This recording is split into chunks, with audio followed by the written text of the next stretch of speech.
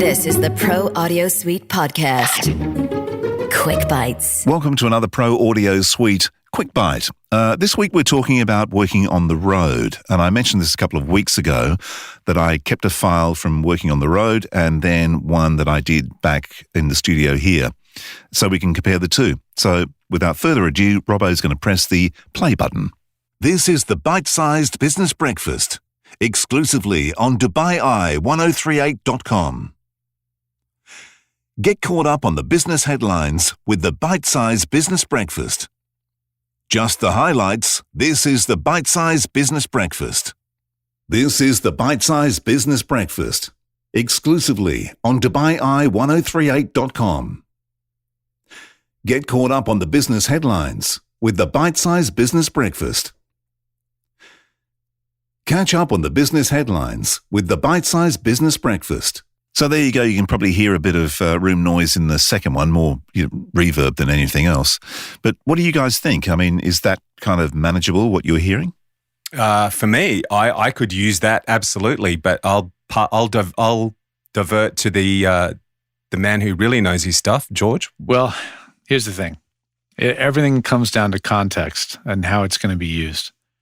So clearly, if this was, if Andrew had recorded a job and then he was on the road and the client said, hey, we need you to record some corrections. So we need to pick up this line, this line, this line, and then throw that back in because it's going to be used as a corporate narration video or corporate, video, blah, blah, blah.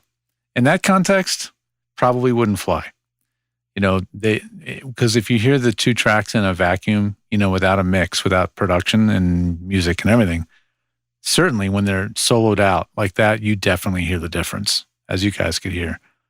That's the thing. It's all about the context. And if that file was dropped into a Pro Tools session with music and effects and sound on tape, whatever is on that mix, and, going through some processing, that reverb tail you hear, that liveliness from the room would just kind of get swallowed up.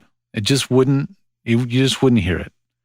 And so really at the end of the day, reverb, like a little bit of liveliness from the room is actually the, easiest thing to deal with for the production. It's not going to be so noticeable in most cases.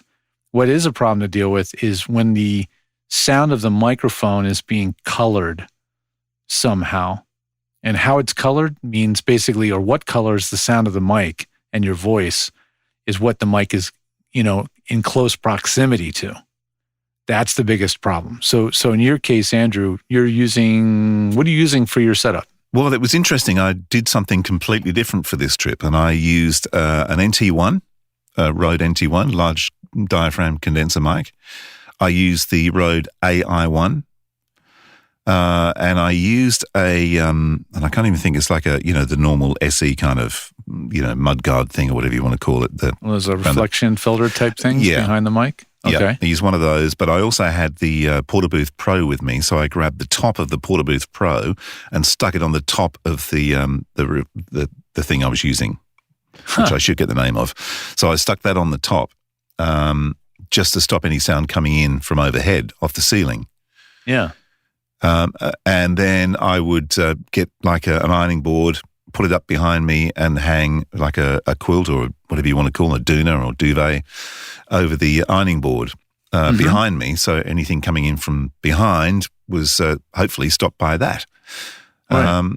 And that was how I worked. But these were like really open, lively rooms. I mean, there was nothing in there. Yeah. It was just drywall. Lucky if there was carpet on the floor, but drywall and drywall ceiling. So pretty lively rooms. I thought it was, to me, working on headphones while I was away, it didn't sound, I couldn't hear necessarily the reflection that much. Yeah. I must admit, when I got back and put that file together we just heard, then it was like, it was pretty obvious. But one of the clients I did a session with, as I mentioned before the show, I sent it to him, but he just loaded it straight in, hit the processing before he started editing, and he couldn't tell the difference. So, isn't that fascinating? Yeah, that's what I mean. Bizarre. It's like it's all in the ear of the production and the beholder. Like in that context, it just whatever deficiencies were in the audio just disappeared.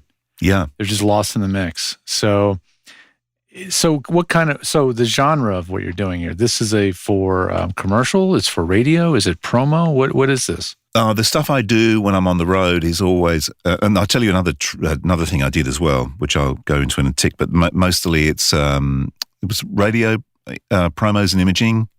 Yeah. That was the one half of the work I was doing while I was away. There were a couple of commercials I did, and the other part was the sessions for the TV network out of Singapore. And when it came to those guys, I know they don't do anything. They don't do any processing necessarily when I send them files. So that for me is an issue. So what I did was I also have a Waves plugin, a Sheps 73, which is his 1073. And I didn't use the EQ at all. All I used was the preamp. And for some reason, I don't know how this worked, but I'll go through when I do the edit, I'll get rid of the peaks, normalize to -3, and then run it through the Shep 73, just the preamp, not the EQ. And I've played that back here, and I tell you, it's pretty close. And for some, I don't know what it was doing, but it seemed to get rid of some of that liveliness out of the room. Work that one out.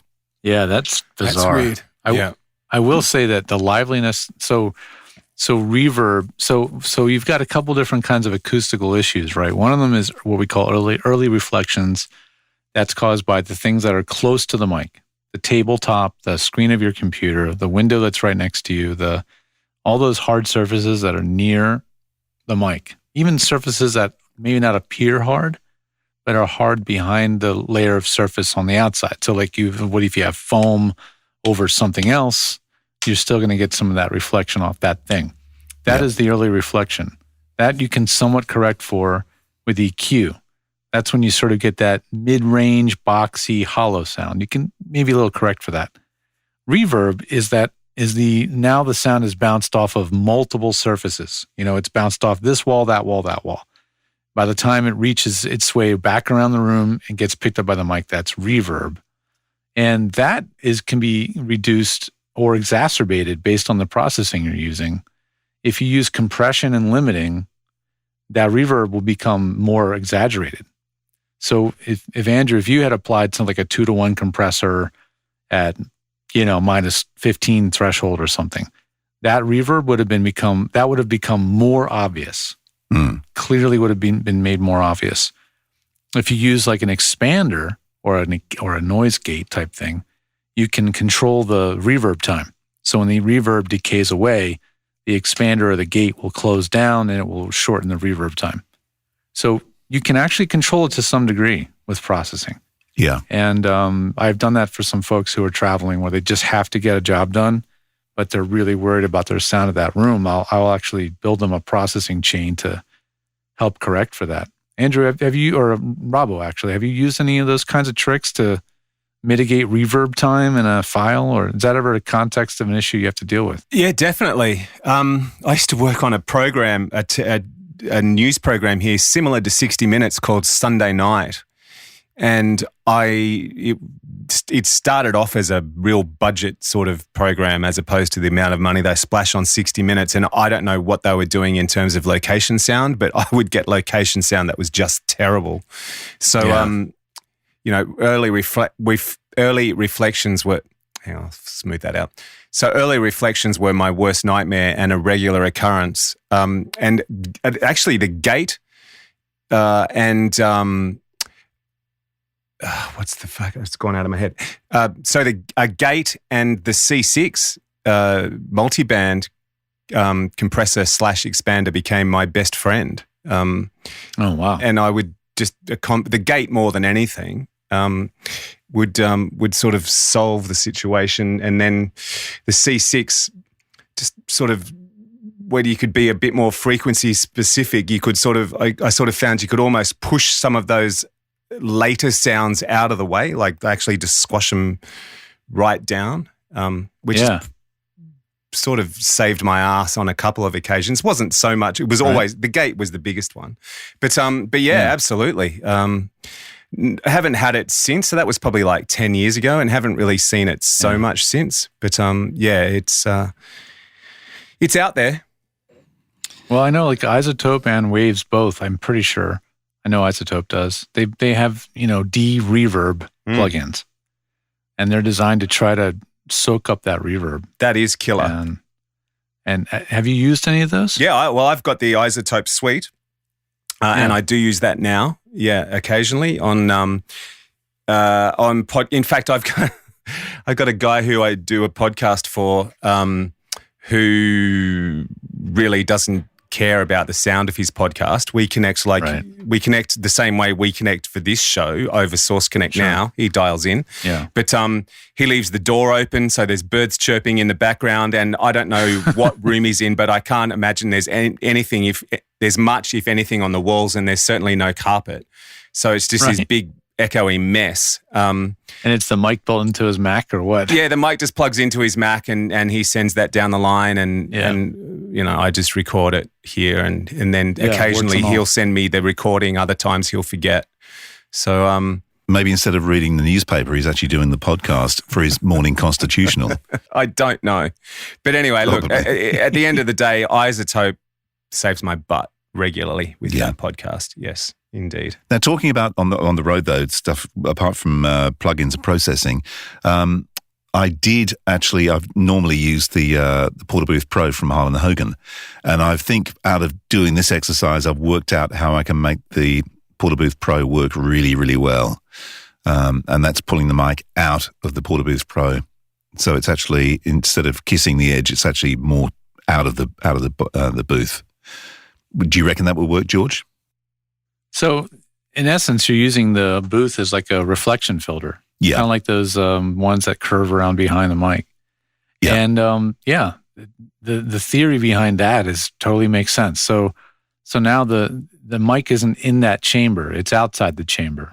Yeah. And, try as you may, whenever you create a chamber of any kind, even if it's made out of cloth, vinyl, plastic, and foam and whatever it's made out of, it's going to have some character. It's going to have a character. It's going to have a sound. I mean, if it didn't, we wouldn't be arguing about what pop screen sounds good. Yes, that's true. Engineers will argue like, well, no, I like this pop screen, or I like this pop screen, or you got to take the windscreen off. It changes the sound of the mic, They're so damn sensitive about every little thing. Well, if you add anything around the microphone, it's going to change the way the mic sounds. So the less you can do of that, the better. And so that makes a lot of sense. Like I said, the Portabooth Pro it's got a chamber behind it. And another thing you can do is get rid of the chamber. And a good buddy of mine here in New Jersey, in the U.S., goes by Uncle Roy, and he's a voiceover producer. He's been a producer for a heck of a long time. Certainly knows his stuff. He experimented with just stuffing things in the back of the booth, like a teddy bear or some towels. And he said it's very effective. It really, if there's any of a chamber sound to that container, it kills it, and ends up sounding a lot better. So, there are ways to make an improvement on what you're already doing. In fact, if you ever taken a speaker apart, take apart an old speaker, a good quality professional or high-end speaker, it's not usually an empty box. It's actually usually has some fiber fill or some white cottony stuff inside. And that helps reduce resonance inside the box. So it's not all that different of a concept. Yeah. Interesting. So I think the key to this is experiment, but try and learn from the professionals as well. That was the Pro Audio Suite. If you have any questions or ideas for a show, let us know via our Facebook, the Pro Audio Suite Podcast.